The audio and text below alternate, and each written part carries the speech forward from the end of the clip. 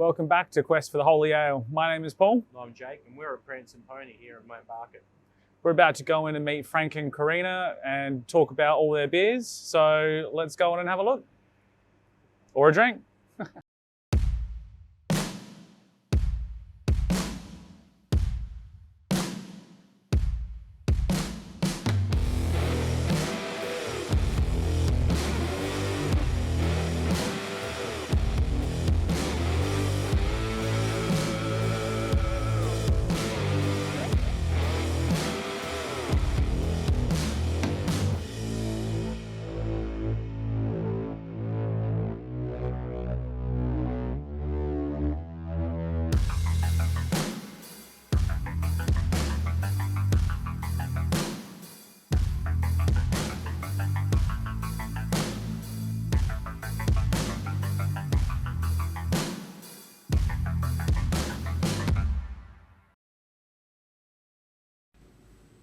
All right. Well, thanks for having us. We've got Corinna and Frank here today for the Quest of the Holy Ale. Cold day today, so I was expecting a little bit more sunshine, but feels nice and homely with the overcast, the heater's cranking, and Heater's cranking. that's it. Heater's cranking for sure. He was cranking. That's it. So basically, I guess our first question we touched on before we were filming about the salt plains. Tell us about your trip up there. That was pretty recent. Yeah, so we went up in March to go up to the Salt Flats, Lake Gärtner in South Australia. It's almost become a pilgrimage, I'd say, for us. Oh, for us, yeah. We were inspired by sitting around a table and talking about motorbikes to one of the guys that comes here and drinks and has a motorbike shop down in Adelaide, and we talked about the fastest Indian and how cool and God knows what.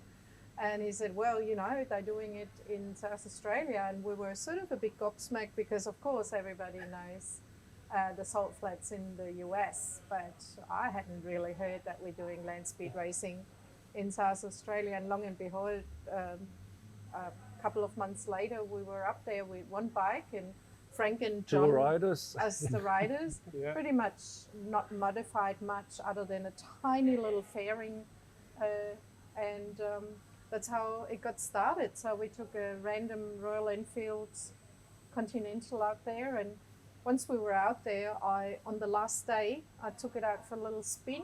I said, I'm riding this bike next year. That's how it started. How fast you go? So I'm currently holding the record in my class. So I've achieved top speeds of 110.481 miles per hour, which may not sound that much. It's only a bit short of 180 kilometers, but for a single cylinder, that's pretty awesome. Yeah, definitely. Pretty awesome. What is the size of the engine on that bike? It's So- now a 641. So we long stroked it and bored it out. Since every year we make modifications, Yeah. we try to get it to 125 miles. Yeah. Corinna riding. Yeah, riding 125. And the sort of little click to it is we did this year for the first time, we got all the female riders, because there's no class for females or males. You compete in a class of an engine, and whoever rides that, you know, young, old, male, female, doesn't really matter. And there aren't that many females, and I finally took the trophy out of the oldest female rider or competitor on Lake Gärtner. So although that's in a way a bit cool too. Yeah, definitely. Yeah. What are the humble beginnings of Prancing Pony? Where did this all start to become what it is today? Yeah. Oh, yeah. That's sometimes hard to pinpoint. Yeah. How far do you go back? And the reason for starting has changed as we grow. You know, in the beginning it was two blokes in a dock, but that story doesn't pull no more. And you ask yourself, but what got you there in the first place? When we started opening a brewery in 2012, and I did a little spiel for an event the other day, and it just popped in my head, and I just said, I made my first tomato soup age 9. And really this is what it is, because in early childhood I was introduced to the smells of food because Mum was a good cook. And it fascinated me how you can make something nice tasting out of stuff you just pull out of the garden and so on. And I think that was my early interest in smells and flavors. And of course, as I came of age, 16 probably, starting drinking beer. And when I came to Australia, yeah, I love drinking beer, but the prices were steep compared to Europe because we have high excise. Yeah. And oh, wow, I didn't bring enough money. And then by chance, I found the first Cooper's Homebrew kit in a supermarket. And I think it was Coles Glenelg, can't remember that. And so one thing led to another, brewed a lot at home, and then graduated into all grain. And I started traveling to the US a lot, early 90s, late 80s, work-wise with the job I had. And it was California I was based, and I discovered craft brewery. Still early days, but they had Sierra Nevada, Angostura. I remember that, ooh, this is different. This is different to Budweiser.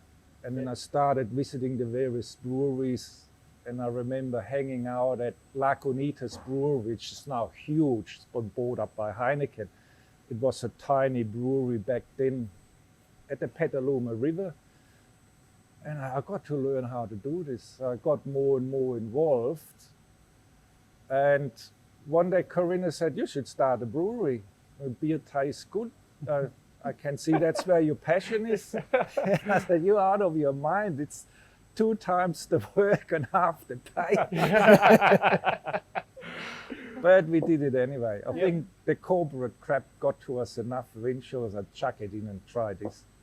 So here we are. I understand you guys had, speaking of really good beers, an award for your red ale. It was 2016? 2016, yes. Yeah. That was an interesting development for us because we didn't sort of anticipate that. I don't think you ever anticipated, and you're awfully surprised when it happens. But I think we also didn't quite understand the whole system. We entered our beer, the India Red, we were exporting to the UK at the time, and we entered 3 beers, or Two, two. the red and the black. Red and the black into the competition to actually see how well it had travelled on the boat. It was already in the UK, and it was half an hour before deadline.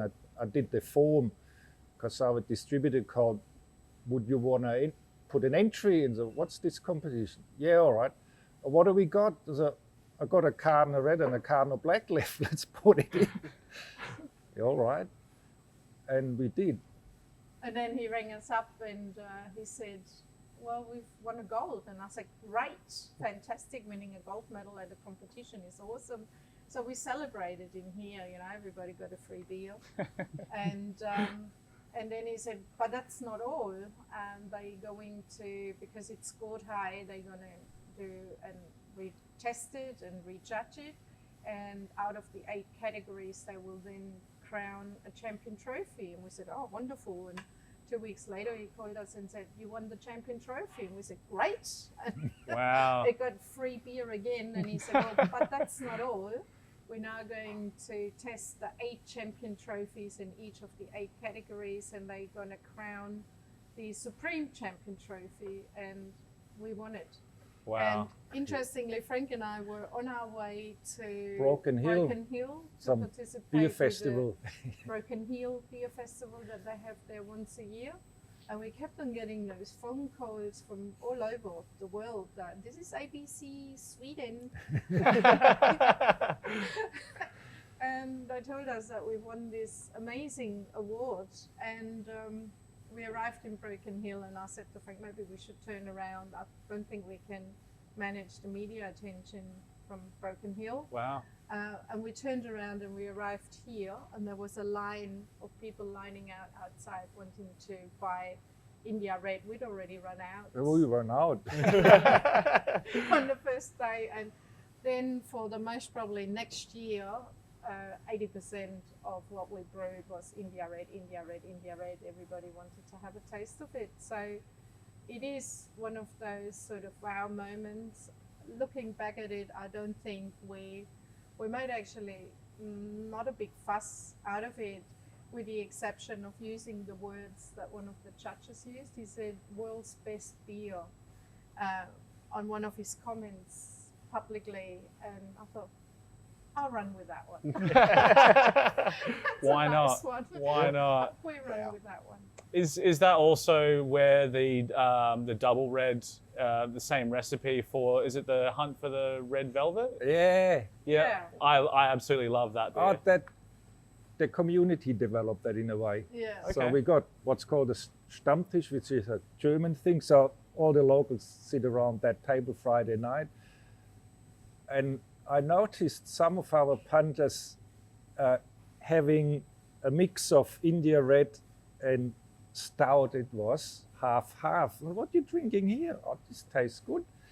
And I had a go, and this has legs. So designed the beer from scratch to hit that flavor, a little less roasty, more chocolatey. So that became the hunt for the red velvet. And it was a Gaps beer. We put it in, and it was meant to be a once-off. Right. And then every subsequent year we go to Gaps, we have people following us, bring back the velvet, bring back the velvet. So now we're making it every year once. I love it when it comes out. Yeah. So please keep making it every year. It's usually forward solders. We've got a list of people that put their name down, around about now. When are you making it? When are you making it? And it's one of those beers where we, as you know, we don't step outside the base ingredients very often. Very occasionally we step a little bit outside, but we try to brew with just grain, this hops, one was all water, and the 4 ingredients. The Ryan beer. Hotsker box. It didn't do well at the Gaps beauty contest, but I had a carton left and I sent it to London again, and it won a gold medal. It's always interesting when you look at, like you say, you love it. And I remember when we started in 2012, and our first beers that we brought out were a pale, an amber, and a blonde. And our pale was pretty hoppy back then. And, people would come and say, oh my God, this is so hoppy. It's almost too hoppy.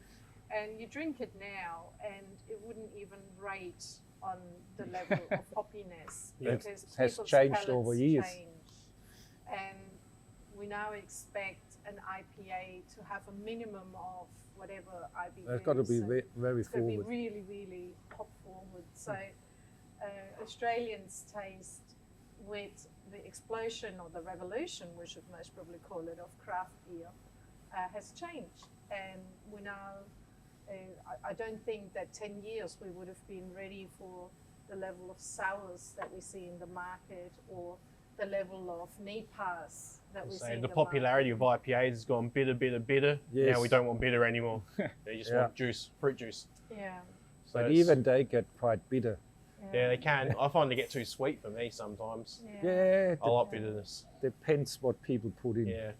At the Gabs, did you guys have any that you tried of the other brewers? Did you find any that you really liked from the selection that was brought out? A question we always ask ourselves, amongst ourselves, and the answer always is, I can't remember. Because there's so much you can't remember. I mean, I was holding a beer in my hand. I said, I just had this from over there. Tastes really good. What brewery is it? Oh, I have to walk back and look.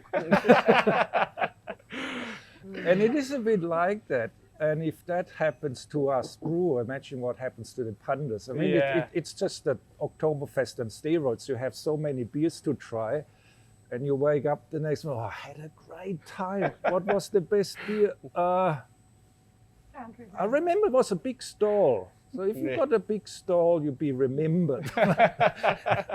They almost need like a passport where you can stamp it and then give your Yeah. rating on it, and then you know you can remember who it is. Yeah, some people do that. I mean, you have the dedicated GAPS visitors, and they come back every year, and they usually have a season pass, and they do that. I did have a beer that stood out for me. It was actually a lager, and it was from Bright Brewery. They had an exceptionally good lager. And I had one from Dietz Brewing, a Napa that was really nice. So I do remember. Yeah, I remember one. Some of them. Because we made a second effort and then look. And This year we did. my favorite was the Hawkers West Coast. Yeah. It's really Yes, good. that's true. That We was- love that beer. That's It's nicely my done. favourite Yeah. beer. Yeah. It's just, yeah. So you got to make an effort, then you Yeah. remember. Yeah. It's like, yeah, I because remember we that. know we don't, you know, when we take the whole team over, and the question always is to the brewers afterwards, what was the standout element? And what people do remember most is the activations on the stand and what the stand looked like, and some of the, maybe if there is an unusual beer that wins, like this year there was the Dollar Bill Brewing that won at the awards night the night before, but they didn't actually have the beer on the stand.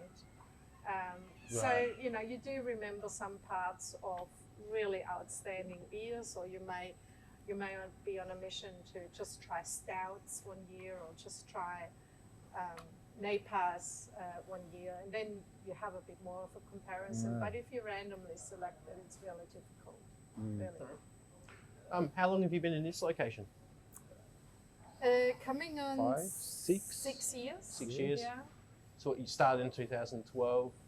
Were you just brewing out of your shed in 2012? No, we were located on the other side of Mount Barker in a very small industrial setting, industrial like this, but it was only 125 square meters. All right.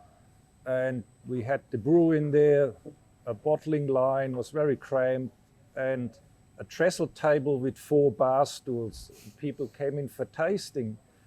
And then one day somebody asked, "You got any food?" I said, "No, but it's a great idea." So we started making burgers, and it grew from there.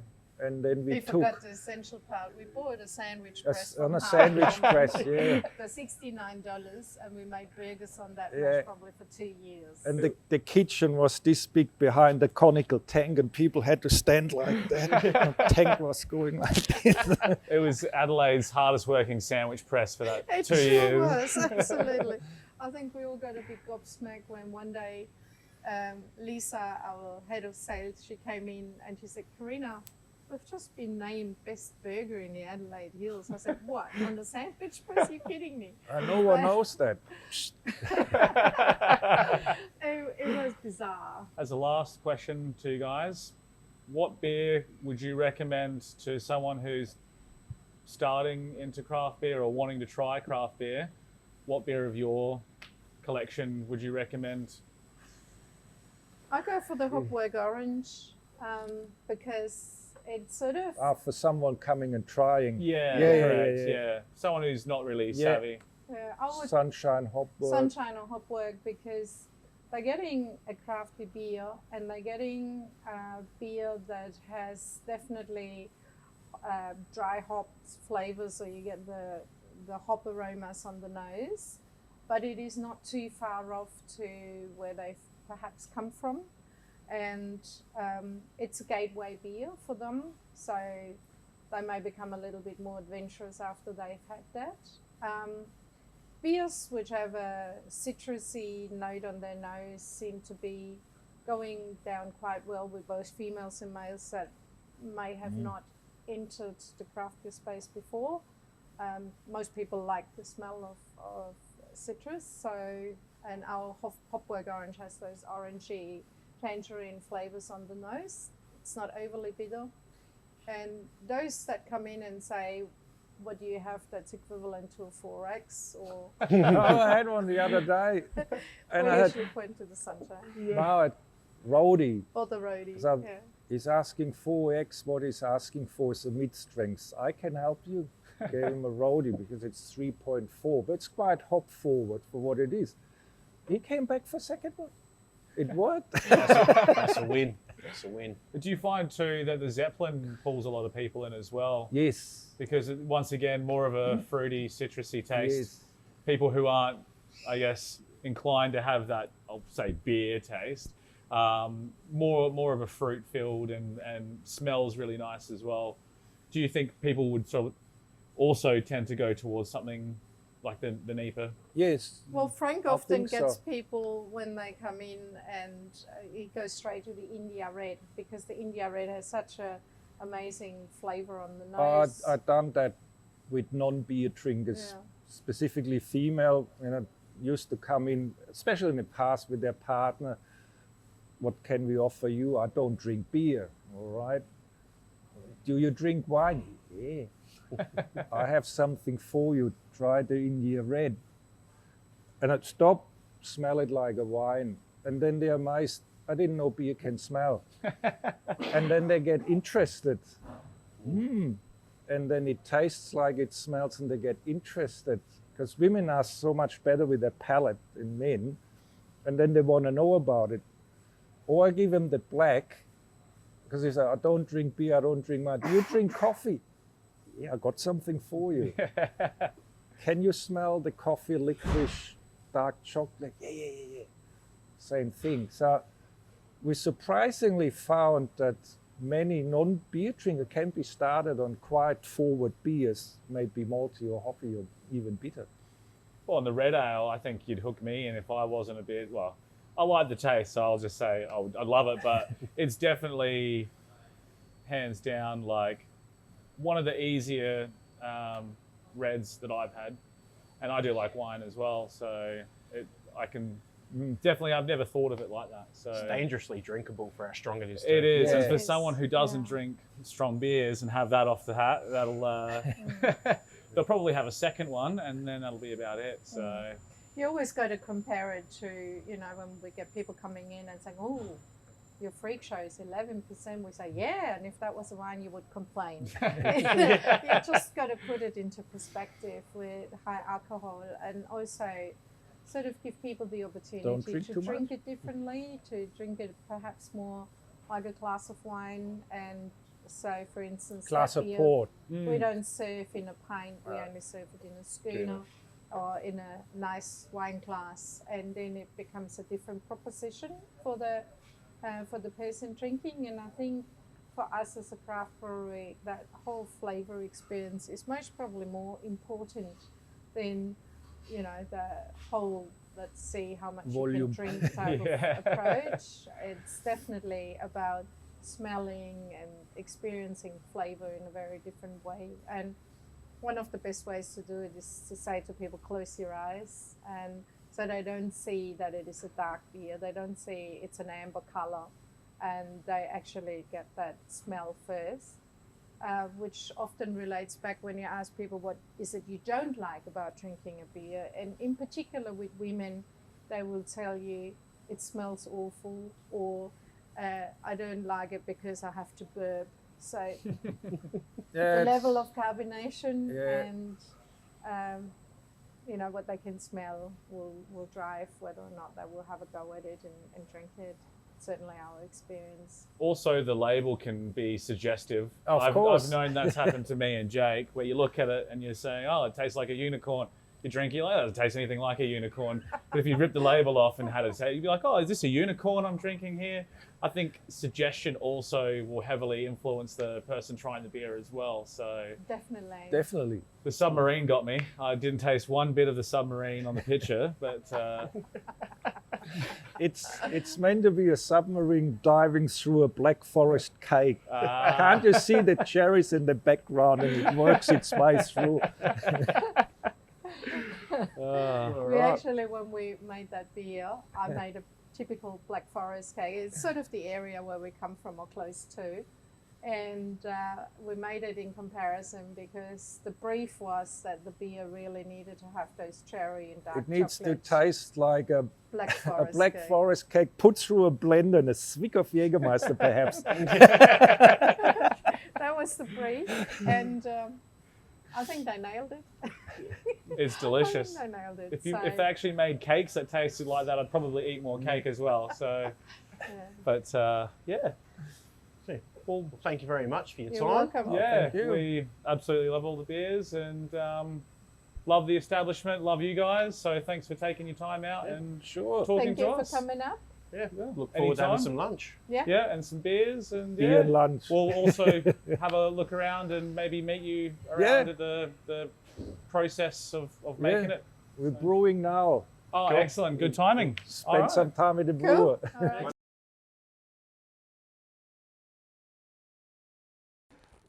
All right. Alright. Welcome back for the tasting portion of this video. We have chosen for the beers to drink. We have got Holtberg Orange, the Zeppelin, India Red Ale, and the Magic Carpet Ride. Let's start it off with the Pale Ale, the Holtberg Orange. Cheers. Holtberg Orange.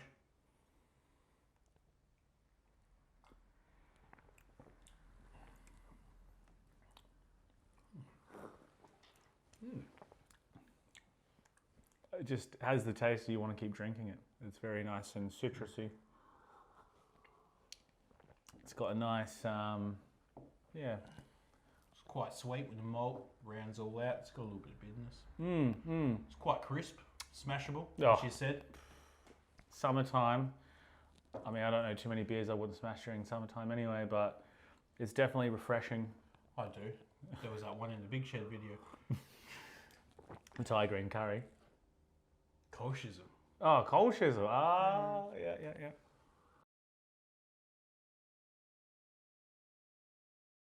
All right, next up, we've got the Zeppelin, the Old Hot Nipa. New England IPA, NIPA, N-E-R-P-A. Depends how weird you are. Yeah, well, New England IPAs are definitely one of my favourite beers, but cheers. Cheers, Paulin. It's one of the clearer examples I've seen. Definitely has that.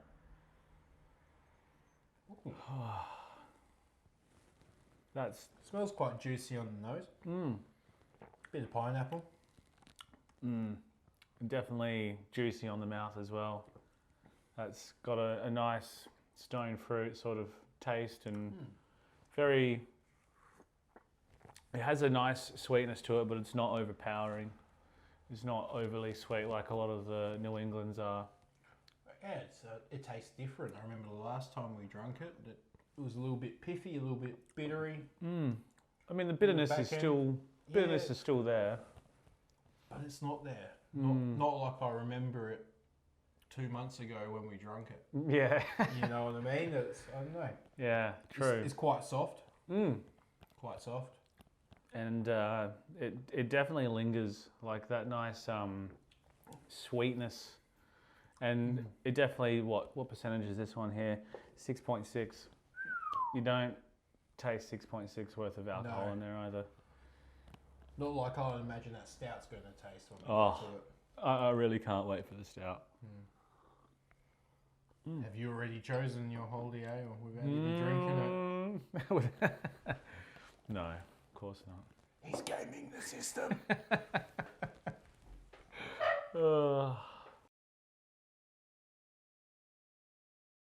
Second. India Red Ale. Cheers. Cheers.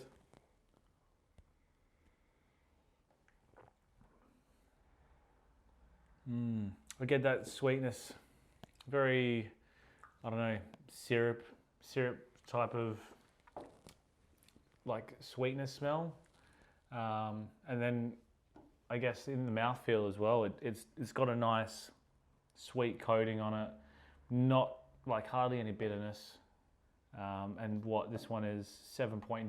Jeez. What? Yeah, right. I mean, Crikey. you just don't taste the alcohol at all. Smooth. I'm really into this right now. This is a a lot more toffee caramel forward just from the malts. It might have a little bit of age on the can. The hops seem to have faded out a little bit because I remember drinking it on the day. It was quite fruit forward. Right now she's a bit malt heavy, and I'm Down for not the malt. complaining. Yeah. Not complaining. I also like the colour as well. It's that nice ambery red. And It looks like beer. I'll be dead honest. but amazing taste. Absolutely.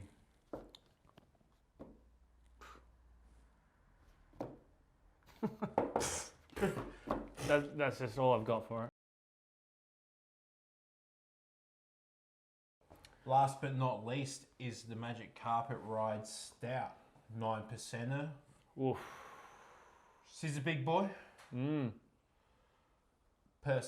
Once again, a personal favourite of mine. I have fond memories of drinking, I reckon, half litre-y long necks of these. Yep. Get them on the way home from work. I wasn't driving. Yeah. I can say absolutely delicious stout. Delicious. For me, I get that licorice sort of flavour to it. It's creamy, it's thick. It is really creamy. It is really soft and smooth. It's what you want. 9%. Yeah, and you don't even taste 9%.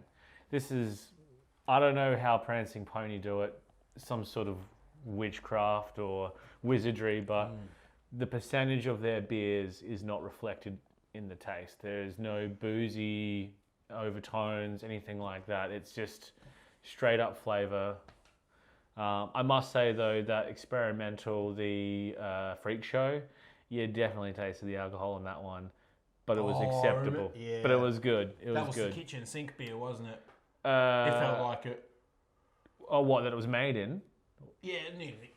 Throwing everything but the kitchen sink. Yeah, definitely. But it was good, real good. But I must say, the tasting notes on this. It's smooth. Once again, it tastes completely different to what I remember. I remember it being like chocolate bullets, licorice all sorts. I remember it being like aniseed forward. Right now maybe it's because it's been sitting here, the temperature's gotten to it. It's quite warm, it's smooth, it's chocolatey. It's got a delicious roast. Yeah. It's not overpowering. Even the roast is balancing out the creaminess that it's given from me. Yeah. Right now, I am... Loving this beer. Yes. But in saying that, I've loved every one of these that I've had. So, you know, it's a hard choice, isn't it? So do I. I just love beer. I just love beer. I think that's what we all do. Yeah. But I love stouts, and this is definitely probably, I don't know, lost for words. It's really good.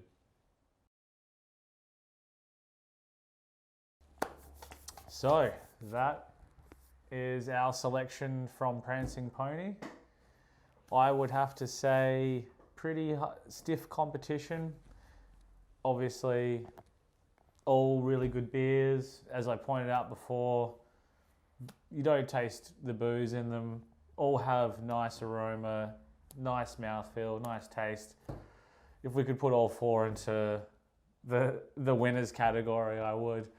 But personally, I was in a bit of a toss-up between these two here, the India Red and the Magic Carpet. I know which way you're going.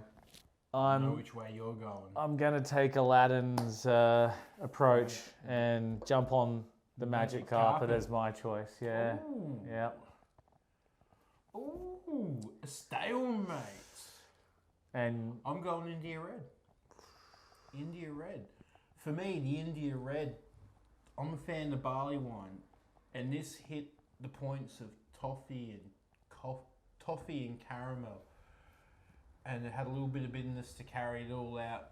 The fruity hop aromas and flavours had all really died out, and I was left with what reminded me of a session barley wine, and I am not upset. I'm not either. Close second. Is the On carpet? that Magic Carpet Ride. That right there was delicious. I guess there's only one way we could probably solve a tie, and that's rock, paper, scissors. Rock, paper, scissors. All right, not rehearsed or anything here. You ready?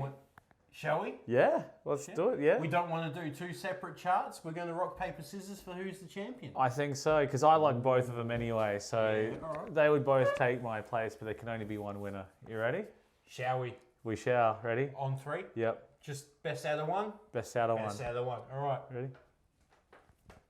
Oh, it's the red ale. Red ale. Yeah, nice. Honourable mention to the Magic Carpet Ride. So we've got India Red as our #1 choice for Prancing Pony and the admission into the quest for the Holy Ale. Yeah. I think it was a good choice. It is a good choice. Magic Carpet Ride was genuinely a good time. I believe so. You know. But in all fairness, scissors beats paper. Yeah. And India Red Ale beats Magic Carpet. So that's our selection for Quest for the Holy Ale. Thanks for watching, and please subscribe. Let us know again in the comments where you want us to go next.